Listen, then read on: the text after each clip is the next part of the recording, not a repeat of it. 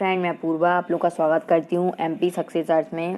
और आज की वीडियो में हम बात करने वाले हैं एमपी जेल पहरी मैथ्स के क्वेश्चन की। तो यहाँ पे हम सॉल्व करेंगे 3 अक्टूबर 2018 के जो मैथ्स के इम्पोर्टेंट क्वेश्चन हैं उनको यहाँ हम सॉल्व करेंगे, और किस टाइप से शॉर्ट ट्रिक यूज़ करके हम इनको सॉल्व कर सकते हैं वो मैं यहाँ पे बताऊंगी। तो चलिए स्टार्ट करते हैं। और हमने यहाँ पर पहले 10 क्वेश्चन देख लिए थे प्रीवियस वीडियो में। अब जो 10 क्वेश्चन बचे हुए हैं 3 अक्टूबर सेकेंड शिफ्ट के एग्जाम पेपर के, तो वो हम देखेंगे यहाँ पर। ठीक है, यहाँ पर तो फर्स्ट क्वेश्चन है, स्टार्ट करते हैं कि निम्नलिखित में से किसके वर्ग के अंत में 4 नहीं आता है। तो which of the following have not a square that ends in 4। तो जिसके अंत में 4 नहीं आता है, तो हमें कैसे पता चले कि किसका स्क्वायर हम करें कि जिसके अंत में 4 नहीं है। तो हम क्या करते हैं, इकाई अंक देखते हैं या यूनिट डिजिट। तो फर्स्ट आप देखिए 1832, जैसे यहाँ पर लिखा हुआ है 1832, आप इसका स्क्वायर करें तो इसका स्क्वायर करने पर अंत में 4 नहीं आए जिसमें, वो हमें देखना है। तो यहाँ पे हम क्या करेंगे, यूनिट डिजिट देखेंगे। तो इस वर्ड में यूनिट डिजिट क्या है, 2 है। तो हम क्या करेंगे, सिंपली 2 का स्क्वायर करेंगे तो 4, मतलब कि अंत में 4 आएगा। ऐसे ही हम सेकंड ऑप्शन देखें तो 8 लिखा हुआ है लास्ट में यूनिट डिजिट, तो 8 का स्क्वायर क्या हो जाता है, 64, यानी कि लास्ट में जो है वो 4 आएगा। तो ये भी हमारा राइट आंसर नहीं है। अब यहाँ पे 2 की बात करें तो 2 2 जा 4 आएगा, ये हम पहले ही देख चुके हैं। अब यहाँ पे है 36, ये लास्ट में यहाँ पे यूनिट डिजिट क्या है, 6, 6 का स्क्वायर करें हम तो 36, यानी कि यूनिट डिजिट क्या है हमारी, 6 आएगी। तो इसमें जो है ये हमारा राइट आंसर हो जाएगा। क्यों हो जाएगा ये हमारा राइट आंसर, क्योंकि इसमें जो है 1236 का यूनिट डिजिट अगर हम बात करें तो लास्ट में क्या आ रहा है, यूनिट डिजिट 6 आ रहा है। मतलब कि इसके एंड में स्क्वायर करने पर इसका या वर्ग करने पर अंत में 4 नहीं आ रहा है, तो वही शब्द हमें बताना था। ठीक है, इस टाइप से इसको हम कर लेंगे। ये बहुत सिंपल क्वेश्चन था। अब हम आगे बात करें तो निम्नलिखित में से कौन सी रेखा मूल बिंदु से होकर गुजरती है। तो यहाँ पर हमें बताना है कि कौन सी रेखा है जो मूल बिंदु से होकर गुजरती है। देखिए, जब भी कोई रेखा मूल बिंदु से होकर गुजरती है तो उसकी जो इक्वेशन है उसमें आप देखेंगे कि जो कांस्टेंट टर्म होते हैं, ठीक है, यानी कि 4 शब्द होते हैं, जो 4 शब्द या कांस्टेंट शब्द होते हैं, कांस्टेंट अंक, वो क्या होते हैं, वो या तो कट जाते हैं पूरे, या फिर वो किसके जो है वो इसमें 0 होते हैं। ठीक है, या तो 0 होगा या फिर इसमें जो है वो कट जाएंगे। तो अगर हम फर्स्ट ही ऑप्शन की बात करें तो यहाँ क्या है, 0 है इक्वल में, तो और बाकी यहाँ पे क्या है, वेरिएबल है। तो जो 2x माइनस 3y इक्वल 0, अब हम इसको अगर सॉल्व करें तो 2x इक्वल यहाँ पर क्या हो जाएगा 3y, और यहाँ पर x अपॉन y हम कर लें, y को लेफ्ट साइड में लेकर आएँ और 2 को जो है वो हम क्या करें, राइट साइड में लेकर आएँ, तो 3/2 हो जाएगा। यानी कि x अपॉन y इक्वल कितना हो जाता है यहाँ पर 3/2। तो x की बात करें तो वैल्यू 3 आ जाएगी और y की बात करें तो वैल्यू 2 आ जाएगी। ठीक है, तो इस टाइप से x और y की हमारे पास वैल्यू आ गई। तो जो रेखा है वो मूल बिंदु से होकर गुजरेगी, तो वो हमारा ऑप्शन नंबर फर्स्ट हो जाएगा। क्योंकि अगर आप अदर ऑप्शन की बात करें तो इसमें देखिए जो आपका जो मतलब कि कांस्टेंट या वेरी 4 शब्द है, तो यहाँ पर ये 4 है और ये जो है वो पूरा कट नहीं रहा है। ठीक है, 3 भी यहाँ पर है, ये भी नहीं कटेगा, तो ये इक्वेशन सॉल्व ही नहीं होंगी। एक इक्वेशन में अगर आपके दो आपके वेरिएबल हैं तो आपको 2 इक्वेशन चाहिए, तभी आप उनका सॉल्यूशन निकाल सकते हैं। सिर्फ फर्स्ट इक्वेशन ऐसी थी जिसमें आप x और y के जो है वो टर्म निकाल सकते हैं। ऐसे थर्ड में आप देखिए तो यहाँ पे थर्ड में भी आपके क्या है, 1 है, जो एक क्या है 4 है या कांस्टेंट है, तो आप इसके जो है वो सिंगल इक्वेशन से नहीं निकाल सकते, क्योंकि इसके जो है x और y 2 इसमें वेरिएबल हैं। ठीक है, तो इस टाइप से जो आंसर होगा आपका वो ऑप्शन नंबर फर्स्ट हो जाएगा। अगर आप लोग को किसी भी प्रॉब्लम में कोई डाउट हो या क्वेश्चन समझ में नहीं आ रहे हो तो प्लीज़ आप लोग मुझे बताएं। आप लोग फीडबैक ही नहीं देते हैं तो मैं कैसे करूँगी ना, आप लोग पूरी वीडियोज़ को देखते हैं। अगर आप लोग को नहीं चाहिए सीरीज़ तो मुझे बता दें, है ना। अब यहाँ पे अगर हम बात करें तो यहाँ पर क्या है, इफ़ वन एंगल, चलिए हम देखते हैं 13th नंबर क्वेश्चन। तो इसको हम कैसे सॉल्व करेंगे, तो यहाँ पर बात करें अगर तो ये है कि यदि किसी समानांतर चतुर्भुज के एक कोण, एक हमें क्या करना है, सबसे पहले एक समानांतर चतुर्भुज यहाँ पर बनाना है। तो हम एक समानांतर चतुर्भुज यहाँ पर बनाते हैं और यहाँ नाम देते हैं एंगल 1, यहाँ एंगल 2, यहाँ एंगल 3 और यहाँ एंगल 4। इसमें क्या है कि एक समानांतर चतुर्भुज है का एक कोण है जो सबसे छोटे कोण के दुगने से 21 कम है, तब समानांतर चतुर्भुज के सबसे बड़े कोण की माप है। तो यहाँ पर हमें क्या कंडीशन बन रही है, गिवन दिया हुआ है कि एक कोण, तो एक कोण हम सपोज एंगल 2 ले लें। एंगल 2 अगर हम ले तो वो क्या होगा, सबसे छोटे कोण के दुगने, सबसे छोटा कोण हम मान लेते हैं कि एंगल 1 है, ठीक है। तो एंगल 1 के दुगने, एंगल 1 के दुगने मतलब 2 एंगल 1 से दुगने से 21 कम है। तो इस टाइप की ये जो है ये कंडीशन एक बन जाएगी, ठीक है। तो अब हम यहाँ पे बात करें, तब समानांतर चतुर्भुज के सबसे बड़े कोण की माप है। यहाँ पर 1 है और यहाँ 2 लिखा हुआ है, ठीक है। एक सेकंड में इस इक्वेशन को अच्छे से लिख देती हूँ ताकि आप लोग को प्रॉब्लम ना हो। यहाँ पर क्या आ जाएगा 2 एंगल 1 और यहाँ पे कितना आ जाएगा -21 डिग्री, ठीक है। इतना आ गया। अब यहाँ पर आपको पता है कि जो पैरेललोग्राम होता है, चतुर्भुज होता है, उसके चारों कोणों का सम कितना होता है 360 डिग्री। तो angle 1 plus angle 2 plus angle 3 plus angle 4 equal कितना हो जाएगा 360 डिग्री हो जाएगा। हमें यहाँ पर क्या निकालना है, सबसे चतुर्भुज के सबसे बड़े कोण की माप बतानी है। सबसे बड़ा कोण कौन सा होगा, तो अभी तो हमें सबसे छोटा कोण पता है क्या है 1 है। तो अब चतुर्भुज के चारों कोणों का सम कितना होता है 360। तो अब हम यहाँ पे क्या करेंगे, आप यहाँ पे देखेंगे कि एंगल 1 जो है वो एंगल 3 के इक्वल है, क्योंकि अपोजिट एंगल क्या होते हैं समानांतर चतुर्भुज के पैरेललोग्राम के इक्वल होते हैं। तो एंगल 2 एंगल 4 के इक्वल होगा। तो एंगल 1 को हम एंगल 1 ही लिखेंगे और एंगल जो 3 है इसको भी हम एंगल 1 लिख देंगे। तो यहाँ कितना हो जाएगा 2 एंगल 1 हो जाएगा और एंगल 2 को भी हम एंगल 2 ही लिखेंगे। और यहाँ पे हम अगर बात करें तो एंगल 4 को हम क्या लिख सकते हैं, एंगल 2 लिख सकते हैं, क्योंकि ये इक्वल है। यहाँ पर मैं बता देती हूँ, एंगल 1 इक्वल एंगल 3 है अपोजिट एंगल, और एंगल 2 इक्वल एंगल 4 है, ठीक है। तो एंगल 4 को भी हम एंगल 2 लिख सकते हैं। तो 2 एंगल 2 हो जाएगा और इक्वल में क्या है हमारे पास 360 डिग्री है। ये एक कंडीशन बन जाएगी, ठीक है। अब हम यहाँ पे क्या करेंगे, इसको तो हम 2 एंगल 1 ही लिखेंगे, ठीक है। और यहाँ पे जो हमारा एंगल था कौन सा था, यहाँ पर हमारा जो एंगल, यहाँ पर एंगल 2, तो हम यहाँ 2 कॉमन ले लेंगे और एंगल 1 प्लस एंगल यहाँ पर जो है वो 2 लिख देंगे और यहाँ पे हम क्या लिखेंगे 360 डिग्री लिख लेंगे, ठीक है। इतना आप नोट कर लो, उसके बाद मैं बताती हूँ। यहाँ पे अगर 2 से हम इसे कट कर दें तो कितना आ जाएगा, angle 1 plus angle 2 equal 180 degree, ठीक है। इतना आप नोट करें, क्योंकि नहीं तो फिर बहुत मतलब कि आप लोगों को समझ में नहीं आने लगता है और पूरा खिचड़ी सा पक जाता है, ठीक है। तो अब नेक्स्ट स्टेप में हम देखें, मैं इसको इरेज कर रही हूँ, ठीक। तो यहाँ इस स्टेप से हम बात करेंगे angle 1 plus angle 2 equal 180 degree से, ठीक। तो यहाँ पे अब हमने बात करी कि एंगल 1 प्लस एंगल 2 इक्वल हमारा क्या आया, तो वो हमारा यहाँ पर आया है 180 डिग्री, ठीक है। और एक कंडीशन जो हमने देखी थी वो क्या थी यहाँ पर, कि एंगल 2 इक्वल क्या है, एंगल 2 इक्वल हमारा क्या था 2 एंगल 1 माइनस 21 डिग्री। तो इसको हम क्या कर सकते हैं, 21 को हम अगर राइट साइड में लाएं, 21 को हम यहाँ लिख दें और इक्वल में हम इसको क्या करें कि सॉल्व करें। तो यहाँ पे क्या होगा 2 एंगल 1 और ये जो है ये हमारा इस साइड आएगा, तो माइनस में एंगल 2 हो जाएगा और ये हम लेफ्ट साइड में ले जाएंगे तो 21 प्लस का हो जाएगा, ठीक है। इस टाइप से हम इसको सॉल्व कर देंगे।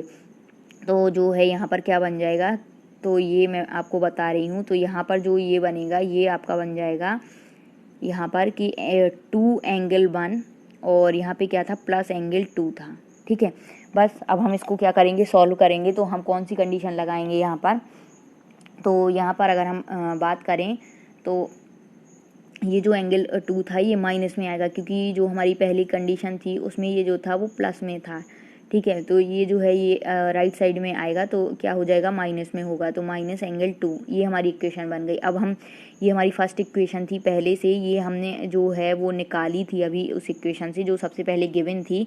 तो अब हम इनको सॉल्व कर लेंगे। तो ये माइनस माइनस कट जाएंगे और ये 2 एंगल और ये तो कितना आ जाएगा 3 एंगल 1 इक्वल, ये तो हमारे प्लस में ही रहेंगे तो इनको हम ऐड कर देंगे। तो 1 और 8 2 10 0 कैरी 1, तो 2 1 0 यहाँ पर जो है वो इनका समेशन आएगा और फिर 3 से हम इसे डिवाइड कर देंगे। तो 3 6 जा 18 हो जाएगा और 2 कैरी आएगी तो 21, तो 3 7 जा 21, मतलब कि 67 डिग्री आ गया एंगल 1 की वैल्यू, ठीक है।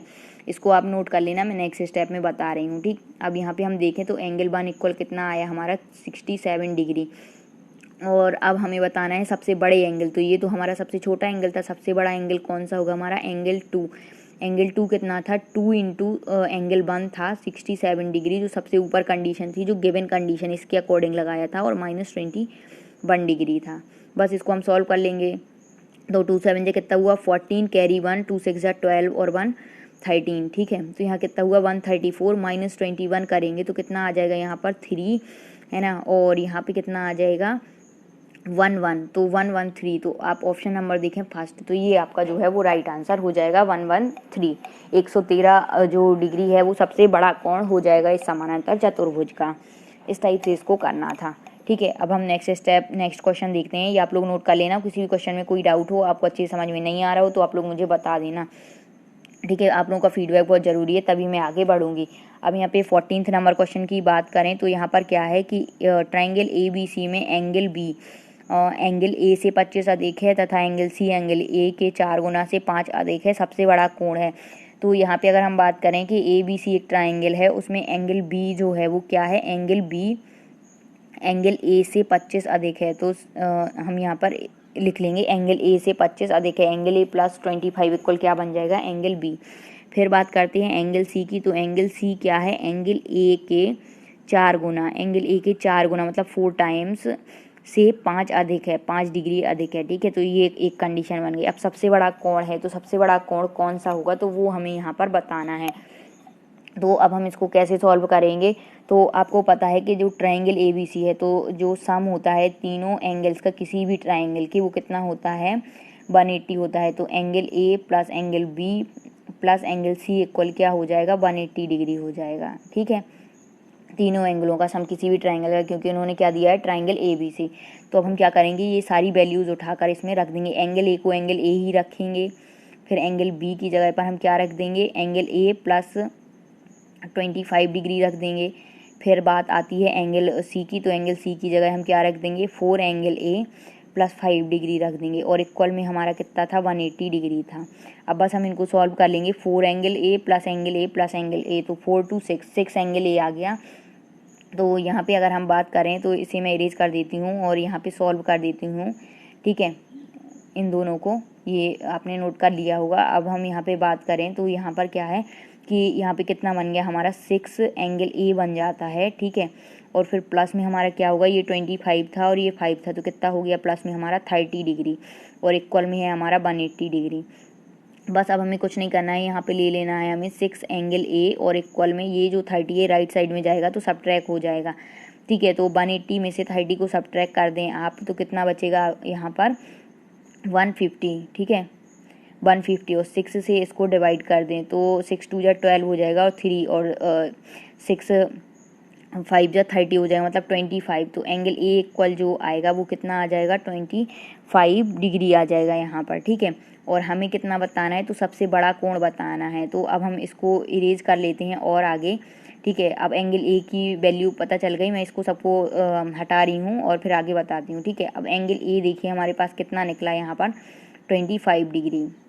ठीक है, अब हमें बताना है कौन सा, तो सबसे बड़ा कोण बताना है। तो सबसे बड़ा कोण कौन सा होगा, तो अब आप एंगल B निकाल लें। एंगल B की कंडीशन क्या थी, एंगल A से 25 अधिक, तो एंगल A प्लस 25, तो कितना हो जाएगा, एंगल A की जगह हम कितना लिख देंगे, 25 डिग्री और प्लस 25, ये अधिक था, ये वाली कंडीशन जो हमने पहले बताई थी, तो कितना हो जाएगा एंगल B 50 डिग्री।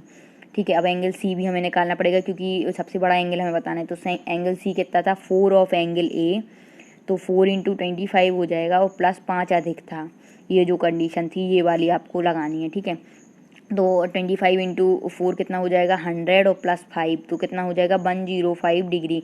तो जो 105 डिग्री है ये सबसे बड़ा एंगल है एंगल ABC में। तो ऑप्शन नंबर C देखिए आप, 105, तो ये हमारा राइट आंसर हो जाएगा। ठीक है, इस टाइप से इसको करना था। अब हम आगे बात करें यहाँ पर तो 15 नंबर क्वेश्चन की, तो 15 नंबर क्वेश्चन को हम कैसे करेंगे, तो यहाँ बात करते हैं। इसमें क्या है कि यदि दो समपूरक कोणों का अंतर 48 डिग्री है तब बड़ा कोण बताएं।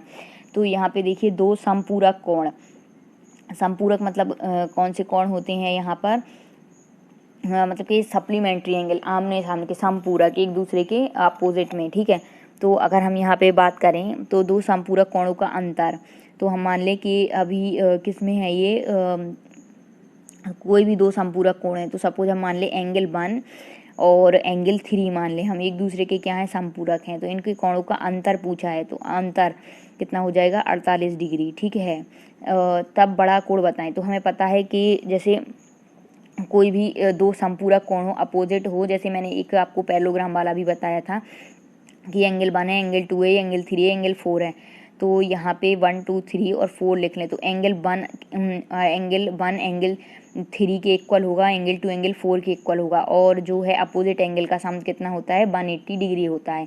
तो इसी टाइप से अगर हम बात करें कि दो समपूरक कोण एंगल 1 और एंगल 3 हैं, उनका डिफरेंस कितना है 48 है, और अगर हम इनका देखें तो समपूरक कोणों का जो समीशन होता है वो कितना होता है 180 होता है। ये गिवन कंडीशन रहती है, कोई भी दो समपूरक कोण हैं एक दूसरे के समपूरक हैं या अपोजिट हैं सप्लीमेंट्री हैं, तो उनका जो सम होगा वो कितना होता है 180 डिग्री। बस इससे ये कट जाएगा इन दोनों इक्वेशन को अगर हम सॉल्व करें 1 1 तो 2 एंगल ए हो जाएगा, और इक्वल में हम इनको ऐड करें तो 8 2 और यहाँ पे 2 2 2 8 आ जाएगा, 2 से इसको काट देंगे तो एंगल ए इक्वल हमारा क्या आ जाएगा 114 डिग्री। यहाँ में क्या बताना था बड़ा कोण, तो एंगल ए सॉरी यहाँ पे मैंने एंगल ए लिख दिया, यहाँ एंगल 1 लिखना था मुझे, ठीक है, एक सेकेंड सॉरी।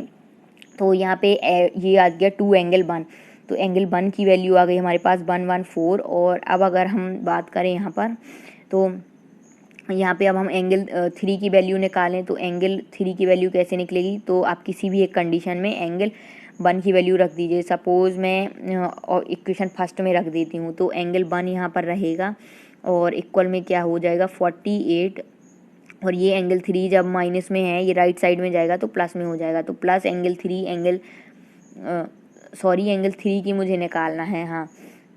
तो एंगल यहाँ पे एंगल 3 मैं लिखूँगी, है ना, तो इसको मैं राइट साइड में ले जाऊँगी और यहाँ पे जो है इसको मैं लेफ़्ट साइड में ले आऊँगी, तो एंगल 1 माइनस 48 हो जाएगा। एंगल 1 की वैल्यू कितनी थी 114 से मैं 48 को सब्ट्रैक्ट करूँगी तो और कम वैल्यू आएगी और छोटी वैल्यू हो जाएगी, तो हमारा जो राइट ऑप्शन होगा वो 114 होगा, क्योंकि हमें बड़ा कोण बताना है। तो इसे मैं इरेज कर देती हूँ। अब ऑप्शन नंबर 3 की अगर हम बात करें तो 114 ये हमारा राइट आंसर हो जाएगा, ठीक है, बड़ा कोण।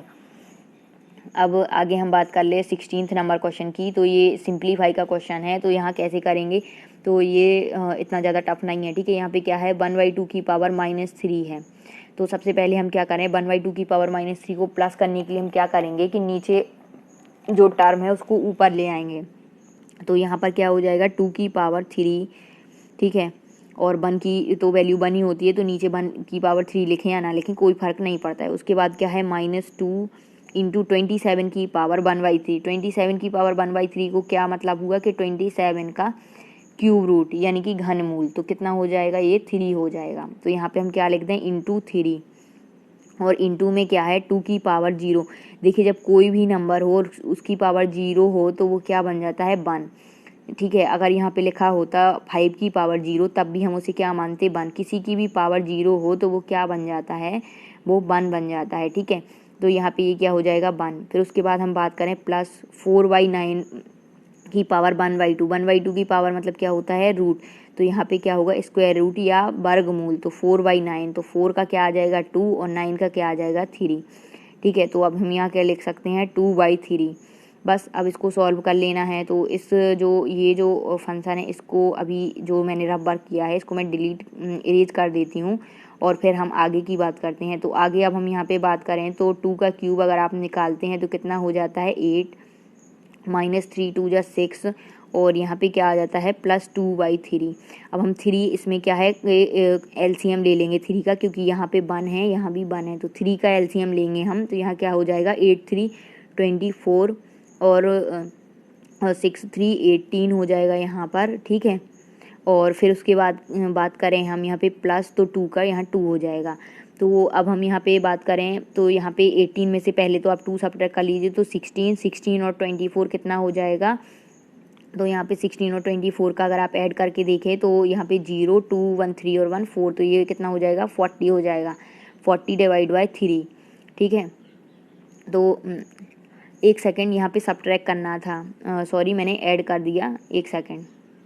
यहाँ पे जो है आप देखिए यहाँ पे कितना आ जाएगा, ये आ जाएगा यहाँ पर इक्वल में, यहाँ पर आ जाएगा इक्वल में 24 और माइनस यहाँ पे 24 + 2 ऐड कर लें तो ये हो जाएगा 26 - 18 और /3। तो अब हम इसको अगर सब्ट्रैक्ट करते हैं 26 में से 18 को सब्ट्रैक्ट करें आप, तो क्या आ जाएगा आपके पास 6 to 8, 8 आ जाएगा और डिवाइड बाय 3, तो 8/3 जो है राइट आंसर हो जाएगा। अब ऑप्शन नंबर आप देखें तो 8/3 फर्स्ट ऑप्शन जो है वो आपका राइट आंसर हो जाएगा। इस टाइप से आपको इसे निकालना था, ठीक है। अब हम बात करते हैं नेक्स्ट क्वेश्चन की। तो यहाँ पर है 17th नंबर क्वेश्चन। तो 17th नंबर क्वेश्चन अगर हम देखें तो यहाँ क्या है, the length of a box is thrice its breadth and its height is 8 centimetre, find its lateral surface area.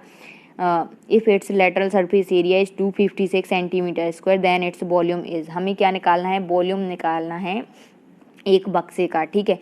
तो सबसे पहले हम देखेंगे कि गिवन क्या है। तो उसने क्या क्या कहा है कि एक बक्से की लंबाई क्या है, इसकी चौड़ाई से 3 गुनी है, ठीक है। तो लंबाई हो गई L और चौड़ाई हो गई B ब्रेथ, ठीक है। तो इसकी जो लंबाई है वो क्या है, चौड़ाई से 3 गुनी है और इसकी ऊंचाई जो है, ऊंचाई क्या दी हुई है यहाँ पे H हमारा क्या दिया हुआ है 8 सेंटीमीटर, ठीक है। यदि इसका पार्श्व पृष्ठीय क्षेत्रफल 256 है, मतलब लेटरल सरफेस एरिया जो है वो कितना है यहाँ पे 256। तो हमें पता होना चाहिए एक बॉक्स क्या है, एक क्यूबाइड। तो एक क्यूबाइड का जो लेटरल सरफेस एरिया होता है वो कितना होता है। तो यहाँ पे जो लेटरल सरफेस एरिया होगा, lateral surface area of cuboid, तो वो होता है 2 इंटू H और L प्लस B, ये होता है लेटरल सरफेस एरिया एक क्यूबाइड का, ठीक है। तो बस अब हम इससे एरिया इसको वैल्यू पुट करेंगे तो 2 इंटू H की जगह 8 लिखेंगे गिवन है, और L की जगह हम 3B लिख देंगे, और प्लस B की जगह पे तो हम B ही लिखेंगे क्योंकि हमें एक कांस्टेंट चाहिए, और जो लेटरल सरफेस एरिया है वो कितना है 256 है। तो इससे हम क्या निकालेंगे, B की हमें वैल्यू पता चल जाएगी। अब हम इससे इसको कट कर देते हैं। तो यहाँ 8 2 जा कितना हो जाएगा 24, और सॉरी 8 3 जा 24 है ना, और कैरी 1 आएगी तो 8 2 जा, तो यहाँ 32, फिर 2 से इसको कट कर देंगे तो कितना आ जाएगा 16 आ जाएगा, ठीक है। तो यहाँ 16 इक्वल क्या हो जाएगा, यहाँ पर 3 + 1 4B, फिर 4 से इसको कट कर देंगे तो कितना हो जाएगा, जो B की वैल्यू आएगी वो कितनी आएगी 4 हो जाएगी, ठीक है। तो B इक्वल कितना हो जाएगा, यहाँ पर B इक्वल 4 हो जाएगा, 4 4 जा 16, ये 4 टाइम्स में चला जाएगा, तो B की वैल्यू जो है वो 4 हो जाएगी। तो मैं यहाँ पे आपको बताती हूँ कि कैसे B की वैल्यू 4 आएगी। तो यहाँ पे अब हम इसको मैं इरेज कर देती हूँ और आगे बात करती हूँ, ठीक है। तो यहाँ पे हमारा क्या आया, B की वैल्यू हमारे पास 4 आ गई। अब हमें क्या बताना है, वॉल्यूम। अब हमारा L कितना था गिवन 3B था, तो 3 इंटू 4 कर लेंगे तो कितना हो जाएगा 12, और H हमारे पास क्या गिवन था 8 था। अब हमें सिंपली क्या निकालना है, इसका वॉल्यूम बताना है। तो वॉल्यूम ऑफ क्यूबाइड पता है आपको क्या होता है, तो L into B into H होता है सिंपली, बस। अब हमें सबका मल्टीप्लाई कर देना है। तो L हमारा कितना आया था 12 आया था, इंटू B हमारा कितना आया था, B हमारा 4 आया था, और इंटू हम H की बात करें तो H 8 है। बस सिंपली इनको मल्टीप्लाई कर दो तो यहाँ पे क्या आ जाएगा, 12 इंटू 4 करें तो कितना होता है 36, और इंटू 8 अरे 12 इंटू 4 48 इंटू 8 करें तो 8 8 जा 64, तो 4 आ जाएगा और कैरी 6 आ जाएगी, और 8 4 जा कितना होगा 32 + 6, तो 6 2 8 तो 38 हो जाएगा, मतलब 384, और ये काय में है, वॉल्यूम है तो सेंटीमीटर क्यूब में हो जाएगा। तो अब आप देखें ऑप्शन नंबर फर्स्ट आप देखें 384 सेंटीमीटर क्यूब, तो ये जो है हमारा राइट आंसर हो जाएगा ऑप्शन नंबर फर्स्ट। इस टाइप से इसको कैलकुलेट करना था। अब हम आगे बात करते हैं 18th नंबर क्वेश्चन की। तो यहाँ पर 18th नंबर क्वेश्चन कौन सा है, तो वो है यहाँ पर कि if the polynomial this and this leave the same remainder when divided by x-2 then the value of a is. अब आप वो कह रहा है कि दो इक्वेशंस हैं, लीव द सेम रिमाइंडर, जब x-2 से इनको डिवाइड करें तो ये सेम रिमाइंडर देती हैं, तो a की वैल्यू बताएं। तो हम क्या करेंगे कि पहले बहुपद को लिखेंगे, तो क्या है यहाँ पर 2x³ प्लस यहाँ पे है ax² है ना, प्लस 3x - 5। तो पहले बहुपद को हम क्या करेंगे, अब यहाँ पर किससे डिवाइड करेंगे, हम x-2 से। तो इसे आप बहुत केयरफुली देखना क्योंकि ये बहुत ज़्यादा इम्पोर्टेंट है, ठीक है। तो ये इतने में यहाँ पर आ पाएगा कि नहीं आ पाएगा, तो मुझे देखना पड़ेगा। तो यहाँ पर मैं इसको करने की कोशिश करती हूँ, ठीक है। जब आप इसको x-2 से डिवाइड करेंगे तो आप कैसे करते हैं, आपको ये आना चाहिए, ठीक है। तो मैं इसका सिर्फ आंसर बताऊँगी, आप लोगों को सॉल्व करना है कि कैसे इसको डिवाइड करते हैं। मैं एक बार बता देती हूँ कि यहाँ पे जो फर्स्ट टर्म है उसको हमें बनाना होता है। तो यहाँ पे क्या है, हमारे पास सिर्फ x है यहाँ पर, और जो यहाँ पे हमारा भाजक है है ना। यहाँ पर तो इसमें क्या है 2 है, तो यहाँ पे हम 2 लिख देंगे और यहाँ पे x बस है तो x स्क्वायर लिख देंगे। तो हमें जो फर्स्ट टर्म है वो कॉमन बनाना होता है जिसमें हम डिवाइड कर रहे हैं, ठीक है। तो यहाँ पे हम क्या करेंगे, जो ये भाजक है इसका फर्स्ट टर्म सेम मतलब आना चाहिए, तो x का मल्टीप्लाई आप करें तो 2x स्क्वायर में तो क्या हो जाएगा 2x क्यूब हो जाएगा, क्योंकि x ये पहले से है। तो इस टाइप से इसको करेंगे, फिर -2 का मल्टीप्लाई फिर इसमें करेंगे तो कितना हो जाएगा यहाँ पे -2 2 जा 4 और x स्क्वायर। फिर हम इनको सॉल्व कर लेते हैं, जैसे हम सब्ट्रैक्ट करते हैं, जैसे डिवाइड करते हैं, ठीक है। तो इसमें माइनस और यहाँ पे क्या है माइनस है, तो यहाँ कौन सा चिन्ह हो जाएगा, प्लस का साइन हो जाएगा, ठीक है। तो फर्स्ट टर्म इस टाइप से कट जाएगा और सेकंड टर्म क्या हो जाएगा, ये क्या था ax स्क्वायर था, तो सेकंड टर्म में क्या हो जाएगा a+4, है ना। इनको हम देखेंगे तो अब तो ऐड होगा इनका, क्योंकि ये भी प्लस है ये भी प्लस है, तो 6+4 और x स्क्वायर। फिर क्या बचेगा हमारे पास 3x - 5। अब हमें क्या करना है, इसको सॉल्व करना है, तो हम यहाँ पर क्या ले लेंगे, यहाँ पर x बस है तो हम क्या ले लेंगे, और यहाँ पे a+4 को हमें डिवाइड करना है, तो हम यहाँ पे क्या लेंगे a+4 और साथ में क्या ले लेंगे x लेंगे, तभी यहाँ पे क्या आएगा a+4 का मल्टीप्लाई a+4 इंटू एक्स का मल्टीप्लाई इस x में होगा, तो क्या बन जाएगा a+4 इंटू एक्स स्क्वायर। तो ये जो है ये टर्म कट जाएगा और प्लस यहाँ पे क्या आ जाएगा माइनस साइन आएगा, -2 का मल्टीप्लाई इसमें करेंगे तो 2 क्या हो जाएगा a+4 इंटू एक्स हो जाएगा, ठीक है। इस टाइप से हम इसको सॉल्व करते हैं। तो ये जो है ये माइनस साइन हो जाएगा, तो ये एक दूसरे से कट जाएंगे और ये जो है ये प्लस का साइन हो जाएगा यहाँ पर। इस टाइप से इनको हमें करना होता है। तो जब आप इसको आगे करेंगे तो मैं यहाँ पे बता देती हूँ, आप डिवाइड करते जाएंगे, उसके बाद आपका यहाँ पे जो भी टर्म बचेगा इस टाइप से आप सॉल्व करना, ठीक है। मैं पूरा करूँगी तो बहुत टाइम कंज्यूम होगा और आप लोगों को कुछ मतलब कि फिर प्रॉब्लम होगी। तो अब आप इसको जब पूरा सॉल्व कर लेंगे तो इसमें जो रिमाइंडर बचेगी, उन्होंने वही बोला है कि शेष प्राप्त होता है, तो जो शेष फल इससे प्राप्त होगा वो मैं बता देती हूँ। रिमाइंडर इससे क्या होगा जो प्राप्त होगा हमें, तो वो रिमाइंडर यहाँ पे है आपका a+8, ठीक है। यहाँ पे जो रिमाइंडर प्राप्त होगा वो क्या हो जाएगा, यहाँ पर एक सेकंड, a+8 इसका नहीं है, इसमें जो होगा वो आपका रिमाइंडर रहेगा यहाँ पे x-2, है ना। x वगैरह भी सब यहाँ पर कट जाएंगे और फिर यहाँ पे जो रिमाइंडर होगा वो इस वाले टर्म का अगर हम बात करें तो जो सेकंड टर्म है इसका अगर हम बात करें तो इसका होगा यहाँ पर a+8, इसका रिमाइंडर जो बचेगा, ठीक है। सेकंड टर्म वाले का सेकंड भी आपको ऐसे ही डिवाइड करना है, x-2 से डिवाइड करना है सेकंड इक्वेशन को, तो उसका जो रिमाइंडर है वो बचेगा a+8। और जो फर्स्ट इक्वेशन है इसका जो रिमाइंडर है, ठीक है, ये सेकंड का रिमाइंडर है, फर्स्ट इक्वेशन का रिमाइंडर जो है वो बचेगा यहाँ पे -5 + 2 2a+11, इसका रिमाइंडर इतना बचेगा, ठीक है। अब आप इनको सॉल्व कर लेंगे तो a की वैल्यू आपके पास आ जाएगी। ये जो रिमाइंडर थे उन्होंने बोला कि रिमाइंडर क्या है यहाँ पर इक्वल है। देखिए कंडीशन में इन्होंने ये बोला है कि leave the same remainder, remainder क्या है सेम लीव कर रहे हैं, जो रिमाइंडर आएगा वो इनका क्या होगा सेम होगा, तो R2 = R1। तो दोनों के रिमाइंडर दोनों इक्वेशन की जब हमने डिवाइड किया x-2 से तो रिमाइंडर ये बचा, यानी कि शेषफल ये बचा, समान शेष प्राप्त होता है, ये कहा उन्होंने, मतलब कि R2 जो रिमाइंडर है और R1 क्या है इक्वल है। तो अब इनको हम सॉल्व करेंगे, तो यहाँ पे आप सॉल्व करो इसको, तो जो a की वैल्यू है वो कितनी आ जाएगी यहाँ पर, a = कितना आ जाएगा -3। तो ऑप्शन नंबर आप देखें यहाँ पर, तो ऑप्शन नंबर 3 जो है वो आपका राइट आंसर हो जाएगा, ठीक है। इस टाइप से इसको करना था। अब देखें हम यहाँ पे नेक्स्ट क्वेश्चन, तो वो भी नेक्स्ट क्वेश्चन है 19। तो इसकी अगर हम बात करें तो यहाँ पर है कि ट्राइंगल ABC में एंगल एक सेकंड, ट्राइंगल ABC में एंगल B गिवन है, एंगल C गिवन है हमारे पास, और एंगल BAC का समद्विभाजक AD पर BC से मिलता है। तो निम्नलिखित में से कौन सा संबंध सही है।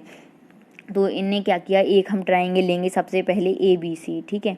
एक हमने सपोज ये ट्राइंगल ले लिया कोई भी ABC। अब इन्होंने यहाँ पर क्या बोला है कि एंगल B 35 है, एंगल B 35 लिख लें। एंगल C जो है वो हमारा कितना है 65 डिग्री है, ठीक है, ये भी हो गया। अब अगर हम यहाँ पर बात करें तो यहाँ पर क्या बोला है उन्होंने, एंगल BAC मतलब एंगल A समद्विभाजक AD, इससे हम AD एक समद्विभाजक डालेंगे तो यहाँ D आ जाएगा, है ना। और यहाँ पे इन्होंने क्या लिखा हुआ है कि AD of BAC meets BC, BC पर मीट कर रहा है एट D पर, तो D पॉइंट पर which of the following relation is true, तो कौन सा रिलेशन सही है, ठीक है। तो अब अगर हम देखें यहाँ पर AD is greater than AD, वो बोल रहा है कि AD जो लाइन है वो ग्रेटर देन है किससे, CD से, तो CD से तो ग्रेटर होगी AD, लेकिन is greater than BD is greater than BD, तो ये अभी हम नहीं निकाल सकते हैं। तो हमें इसको कैसे निकालना है, तो अगर हम इसकी बात करें तो हम इसको निकालते हैं एंगल से, ठीक है। यहाँ पे अगर आप बात करें तो यहाँ पे आप देखेंगे कि जो मतलब कि एंगल होते हैं उनके सामने की भुजाएं बड़ी होती हैं, तो यहाँ पे जो एंगल होगा, तो आप देखिए यहाँ पे जो था ये 35 था, ये 65 था, तो सम ऑफ 3 एंगल्स ऑफ ट्राइंगल कितना होता है, 180 डिग्री होता है ना। तो यहाँ पे आप तीनों का सम करें अगर, तो angle A plus angle B plus angle C अगर हम देखें तो कितना होगा, इनका सम 180 डिग्री होगा।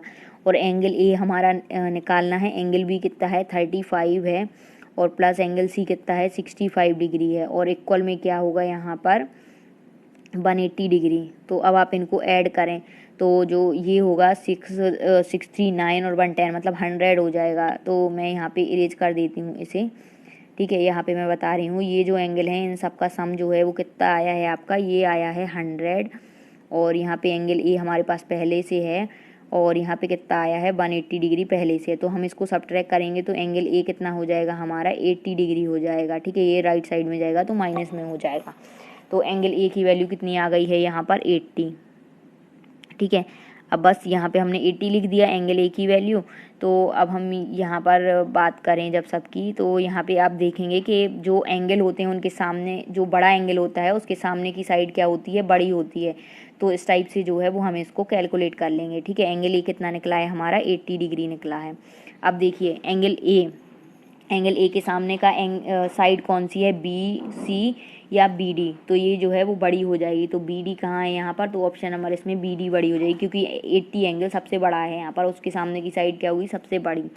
उसके बाद हम देखें तो कौन सा है, AD बता रहा है ये, तो AD जो एंगल है वो किसके सामने का है, 35 एंगल के सामने की है, और 65 के सामने की CD फिर बात करें CD, तो AD और CD में आप देखें तो AD क्या है यहाँ पर बड़ा है, और CD जो है वो यहाँ पर क्या हो जाएगा, CD क्या होगी, जो हमारी लाइन है वो कितनी है, छोटी है। तो सिंपली आप इससे देख लें कि ये हमारा एंगल 80 है, और जो सबसे बड़ा एंगल है उसके सामने की जो साइड होगी वो क्या होगी, वो सबसे बड़ी होगी। तो यहाँ पे आपने देखा फर्स्ट कि BD है और किसी में BD है ही नहीं, सबसे बड़ा BD है। तो फर्स्ट तो हमें आगे की देखने की ज़रूरत ही नहीं है। तो हमारा जो राइट आंसर हो जाएगा वो कौन सा हो जाएगा, ऑप्शन नंबर 3 हो जाएगा राइट आंसर, ठीक है। इस टाइप से इसको करना था। और अगर किसी में मान लो BD 2 बार लिखा हो तो फिर हम एंगल से चेक कर लेंगे कि जो एंगल उसके सामने की साइड बड़ी होगी, जो एंगल बड़ा होगा, और जो छोटा एंगल होगा उसके सामने की साइड छोटी। तो इस टाइप से हम कैलकुलेट कर लेंगे। अब यहाँ पे फिर से ये क्वेश्चन इसी टाइप का आ जाता है जो अभी हमने पढ़ा था बहुपद वाला। तो इसमें भी है on dividing this by polynomial gx the quotient and remainder are this and this respectively then g is, तो gx की वैल्यू बतानी है। तो सिंपली इसमें भी कुछ नहीं है, ये भी हमें इसी टाइप से करना है कि उन्होंने यहाँ पे हमें क्या दिया हुआ है कि जो इक्वेशन दी हुई है ये, उसमें उन्होंने बताया हुआ है कि क्वोटेंट और रिमाइंडर। तो हमें पता है क्वोटेंट और रिमाइंडर मतलब भागफल और शेषफल दिया हुआ है, तो gx बताना है। तो हमें एक फॉर्मूला पता है कि जो हमारा भाज्य होता है, भाज्य, यहाँ पे एक फॉर्मूला होता है भाज्य यानी कि डिविडेंड। तो डिविडेंड जो है वो ये है, ठीक है। तो ये जो है भाज्य इक्वस टू क्या होता है, भागफल, ठीक है। भागफल गुणे आपका यहाँ पे होता है क्या बोलते हैं जिसको हम भागफल, और जो मतलब कि जो संख्या या जो नंबर जिससे हम डिवाइड करते हैं जिससे, है ना, तो वो होता है यहाँ पे बहुपद। तो यहाँ पे हम जैसे gx है वो हमारा कि क्वोटेंट हमारा भागफल इतना आया, और gx यहाँ पे इन्होंने gx देंगे हम जो फल रहता है जिससे हम डिवाइड करते हैं, ठीक है। भाज्य इक्वस टू भाजक जिसको हम बोलते हैं, हाँ इसको हम बोलते हैं भाजक, ठीक है। इसको हम क्या बोलेंगे, भाजक हो जाएगा। तो भाज्य इक्वल क्या होता है, भाजक गुणे भागफल प्लस शेषफल होता है, ठीक है, प्लस शेषफल, ठीक है।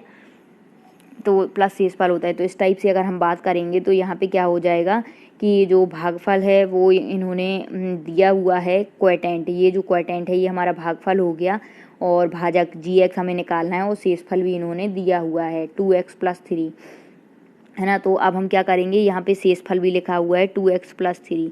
तो ये जो हमारा इक्वेशन है इसमें से हम क्या करेंगे, पहले 2x - 3 को सब्ट्रैक्ट कर लेंगे। इस टाइप से हम इसको अरेंज करें, मैं यहाँ पे बताती हूँ, नहीं तो आप लोग बहुत ज़्यादा कंफ्यूज हो जाओगे, ठीक है।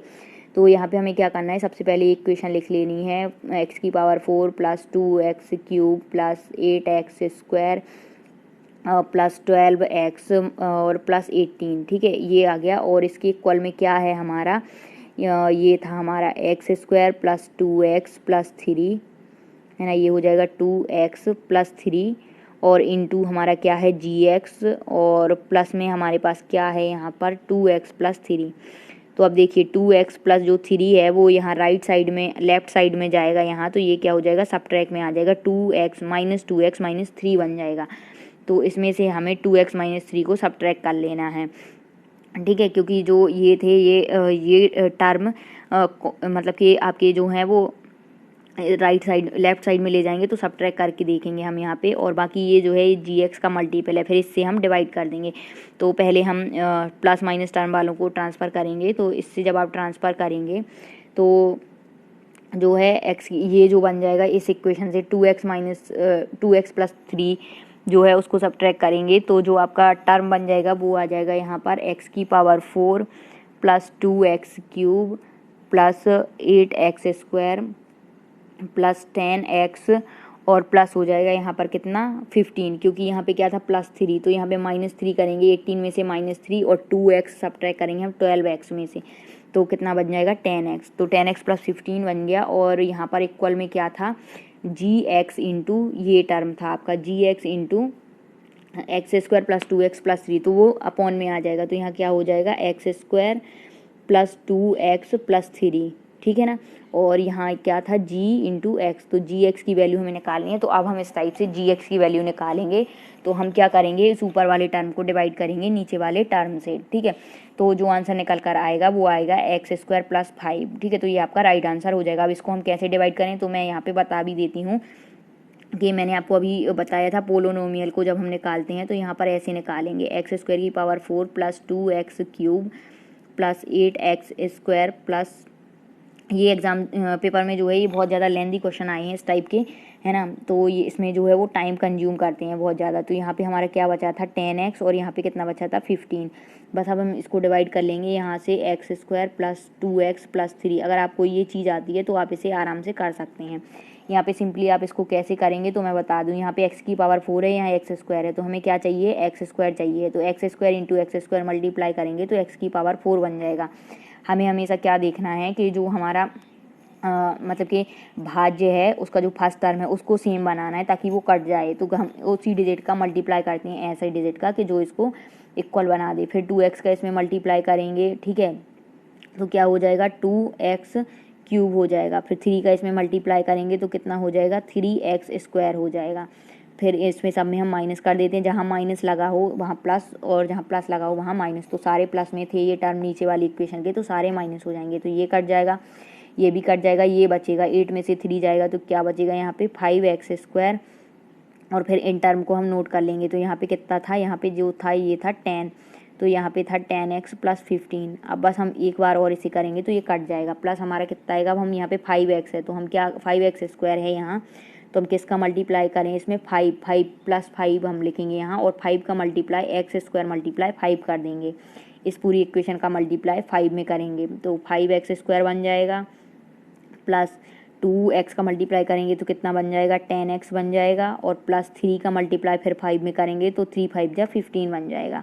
बस फिर माइनस माइनस माइनस ये सारे कट गए, तो लास्ट में क्या आया, रिमाइंडर 0 आया, और जो हमारा gx की वैल्यू आई वो कितनी आ गई x² + 5। तो इस टाइप से इसको करना था, और कोई इसकी शॉर्ट ट्रिक नहीं है, आप लोगों को आती हो तो पता नहीं है, बाकी मेरे अकॉर्डिंग तो इसकी कोई शॉर्ट ट्रिक नहीं है, इसको हमें ऐसे सॉल्व करना होगा। तो इस टाइप से ये जो 20 क्वेश्चन थे आपके जेल पहरिया एग्जाम के 3 अक्टूबर के सेकंड शिफ्ट के, ये कंप्लीट हो गए हैं। और किसी भी क्वेश्चन में आप लोगों को कोई भी डाउट हो तो आप लोग कमेंट बॉक्स में पूछ सकते हैं।